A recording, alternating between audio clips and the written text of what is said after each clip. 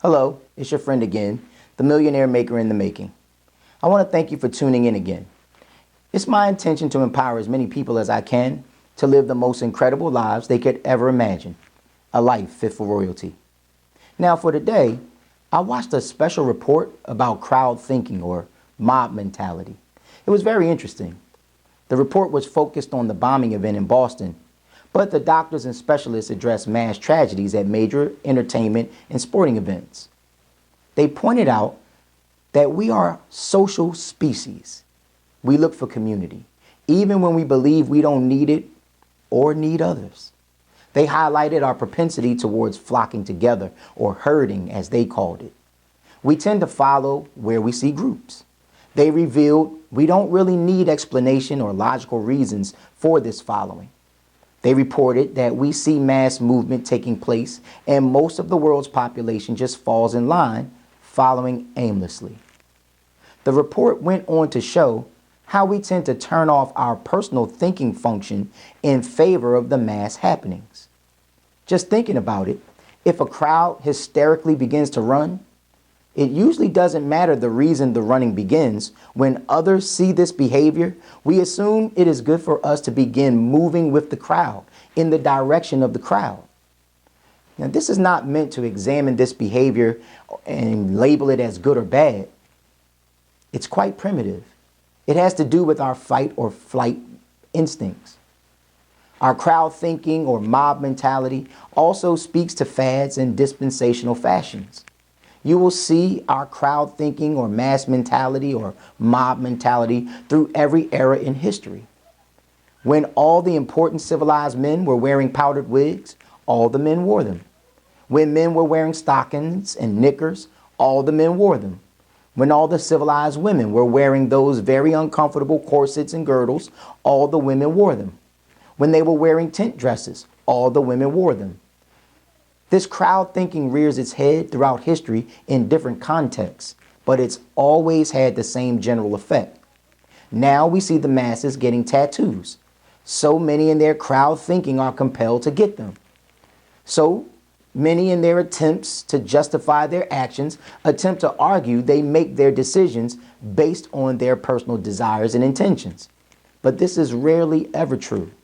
Their personal desire is derived of the social acceptance of a growing trend, and it then sticks to people emotionally, deluding them to believe it was their original self-generated idea. Science tells us that we are such social creatures that we are constantly being conditioned and reconditioned to connect with the crowd, the herd, and the masses. Most people will honestly admit they hate feeling alone, being ostracized, feeling on the outside, or not being accepted. Many people would rather suffer physical harm and pain than to have to suffer the emotional dynamics involved in isolation or perceived loneliness. It's one of the primary reasons people make such horrible decisions in relationships. They'd rather be miserable with someone that makes them feel more miserable because they too are miserable than to go it alone. You know the saying. Misery loves company. Now here's where the drama rises. This is also true in the context of success, affluence, wealth, or their opposites. We tend to live like the geographical area in which we grew up. Notice I said we tend to live like where we grew up and not where we live. We are hardwired for living by a certain age, and we tend to carry out that conditioning until we act upon it differently. So we could move into a different, more prestigious, more affluent area and behave and live like where we grew up. You know the saying, you can take the boy out the hood, but you can't take the hood out the boy. Now this is only true when it comes to relocation opposed to reformation. See, reformation is key. We must experience change in our thinking. Statistics say 97% of the world's population lives between the social classifications of poor to upper middle class. They also clearly state that 3% of the world's population controls more than 90% of the world's wealth. Notice those numbers don't make sound mathematical sense. But yes, that's the disparity of wealth accumulation and wealth possession in the world. Therefore, this means There is a great deal of crowd thinking and mob mentality at work in this regard as well. Many tend to strive in accordance with where they grew up or within the context of their social circles. Notice the deliberateness of my statement. Don't get confused on this point. Striving or acting or engaging is quite different from thinking, hoping, wishing, dreaming, and intending. Many suffer from group fears, generational limitations, generational bonds, generational allowances, generational settling, generational habits, and generational thinking. This doesn't apply to familial dynamics, but this also applies to the people groupings we grew up in and around, our circles of friends now, our bosses and co-workers' dispositions, etc. We tend to look like, sound like, act like, see like, think like, dream like the crowds in which we find ourselves. It has been said we are the average of our 5 closest friends. So today we have to take a stand. We have to make a decision if we intend to. We have a choice in front of us. Do we continue to just go along with the crowds in and around our lives, suffering, surviving, fighting, and scratching for the crumbs in life? You know, keeping our heads above water, making a way if we can.